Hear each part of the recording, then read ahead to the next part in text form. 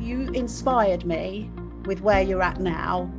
Oh, thank you. Having also touched on some real dark stuff that happened in your childhood. But from the age of 5 years old, it sounds as though you were being both sexually and physically and psychologically abused. Yeah. From the age of 5. Even when I was a newborn, like my mum took my oldest brother, packed their stuff, and left me and my older brother. So they've got 3 brothers. The oldest one my mum ran away with, and left me and my younger brother in our beds and cots on our own, and went and ran away to another man's and left us. So I only know that from my record because I was literally a baby, do you know what I mean? And we were only found because of a neighbour hearing us scream. So social services were involved from the get-go in my life, and they knew what was going on and continued to allow me to be there. That's what I don't understand. I only figured this out properly when I got my records, because that's how I managed to put all the jigsaws back into place, really. And it started when I was around 5 or 6. My dad's friend used to come into my bedroom. My brother would be we would have like shared, it'd be like 2 beds, and we would share a room, and he would come in and he would obviously get his genitals and whatnot out, and he would not ask me, he'd put my hands on his penis, and he would make me perform oral sex on him. So that is a part of your story, isn't it? Because you wanted to get that investigated. You know, there's children being taken into care that I don't believe all of them should be, but then you hear that. Yeah. It's to me, and I'm sure everyone else that gets to listen or watch this will think the same. No, why on earth not? Why on earth were you then? You shouldn't have had to deal with any of that. No. So this was when I was around 9 years old, and he come to my dad's house, and it was, does this child witness any sexual activity from adults? And it said no, but then in brackets, may have experienced when he was younger. Right, and I was like, so if I may have experienced and you thought I had experienced this when I was a younger child, why the hell wasn't I taken back then when I told my mum men were visiting me in my bedroom? Why was just that didn't even get looked into?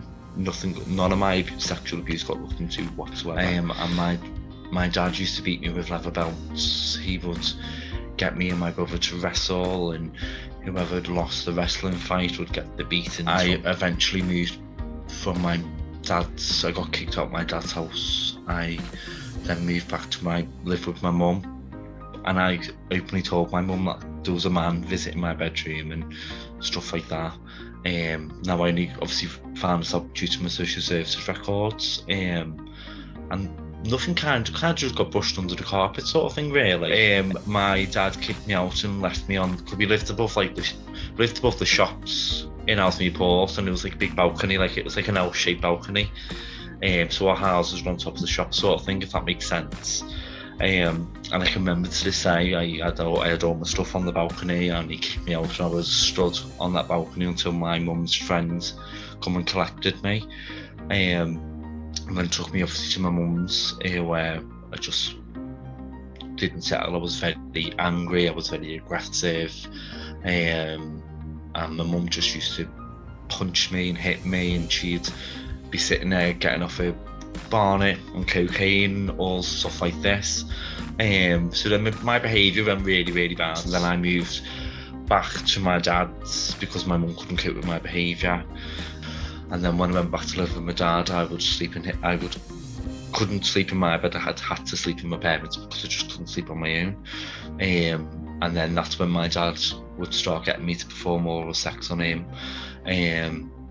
Every night I stayed in his bed, that would happen. And that went on until I was around, say, when I went into year 7, because I got removed from his care then, because he beat me up again. And then I left my dad's care when I was in year 7, and then I went to live with my mum.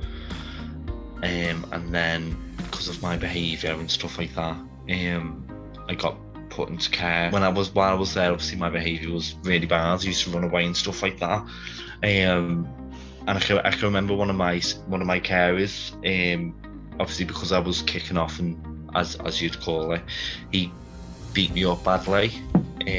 He had me by the throat, he punched me, he booted me, and everything like that when I was there. So because I was quite an open-spoken person, even though I was a very timid, hurt, lost little soul, I could still use my voice.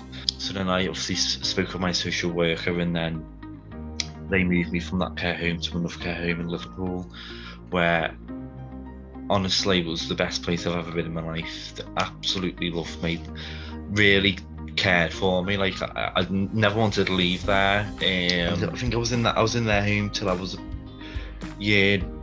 going into year 9, something like that. I was when social services were trying to stop my funding for me to be in care because I was no longer required. I didn't need it basically, and I was like, well, I don't want to leave. Like I don't want to leave. I'm happy here. Don't want to go back home to my mum. I don't want to go home to my dad. I want to stay here when I know I'm safe. I've even got the letters. I even wrote a complaint to social services and everything. I went on another family contact to come back, and all my stuff was packed, boxed, gone, and they kicked me out of care, removed me from the care home, and put me back into the care of my mum. We were made that big. From what I got on my record, we were like used as the scapegoat to the family sort of thing. We were the ones that got blamed when there was a domestic violence case. It was always us two. We were the cause of it. You know, it was our behaviours this, our behaviours that. It was painted out like my mum and my dad just couldn't physically cope with us, when the reality of what was going on, we were getting beaten and battered, like mainly by my dad with the physical abuse. My mum was more of the emotional and psychological abuse she used to do to me. Like, my mum hated me, absolutely hated me. I never really understood why. I never got why it was me. Why did I always get the brunt of your crap, basically? Why was it me? And then it was only, again, I keep going back to my records because that's how I managed to learn so much. Like I was 3 months premature. I knew this sort of found out from my records, and obviously because I was a really poorly baby, my mum couldn't do the normal things a mum would do to a newborn baby, so she didn't get that attachment, and that's her excuse. That's what she says. She's got no emotional feelings towards Chris. She doesn't want Chris in the family environment. It was always me. She didn't want me there. It was always me not to be there. And hearing that my mum openly said that she hasn't got like an emotional attachment to me kind of helped me understand that, and now I know why I felt so out of place. Do you know what I mean? Yeah. And to read, I've got goosebumps all over my body.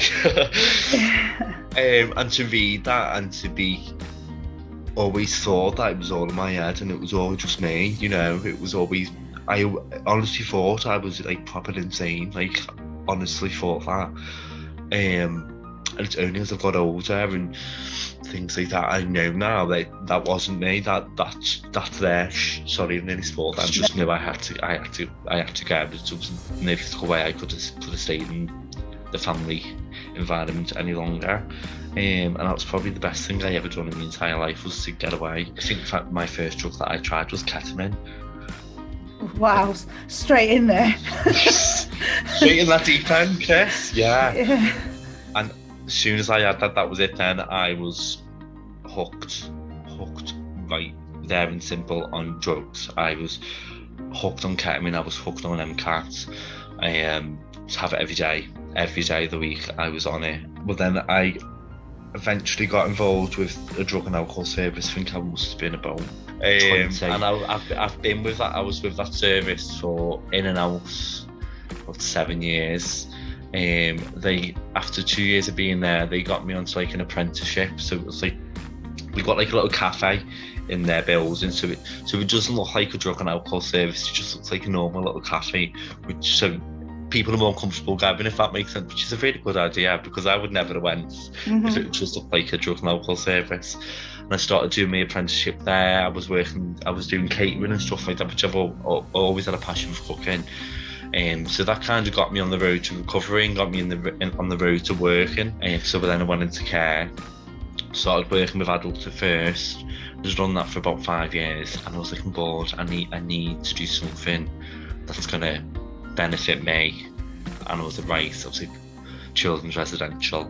So I'm gonna give that a little whirl, and that's how I swindled my way into the children's residential sector, which again has opened my eyes up to so many things in this system and how this system is crazy. It's the most polite way I could say it, really. It's all about money. All these children are is a profit margin. I don't get a say in anything really, because I'm just a support worker, which is really bizarre, because we know them kids better than anybody else knows them kids. It's all to do with money, and how can you work? The more, I don't want to say damage because it's not a very nice word, but the more issues that child has, and the more behavioural and more naughty, as you'd like to say, they're worth more. So basically, the more damage you are, the more money you get for our company, and that is all it is. And it's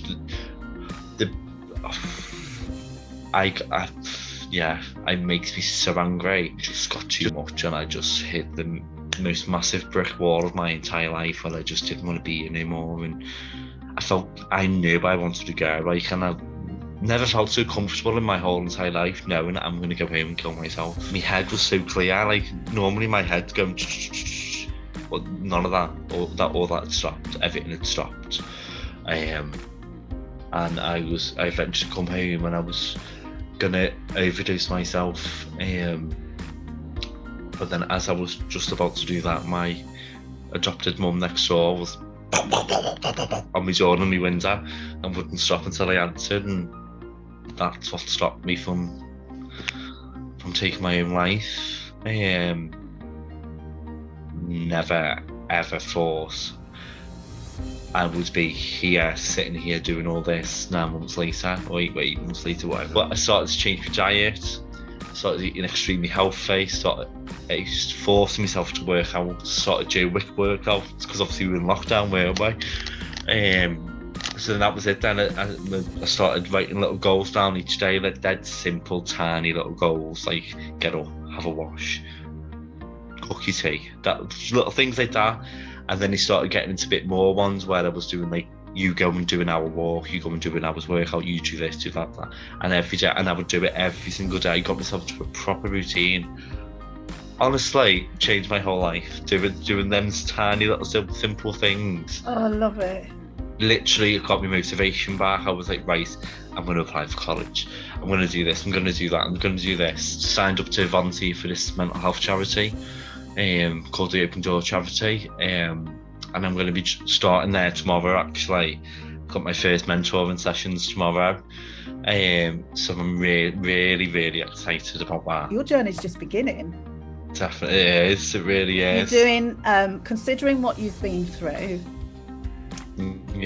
you are now on a, and I can feel it, I can see it, you are on a journey of healing and ultimately finding yourself.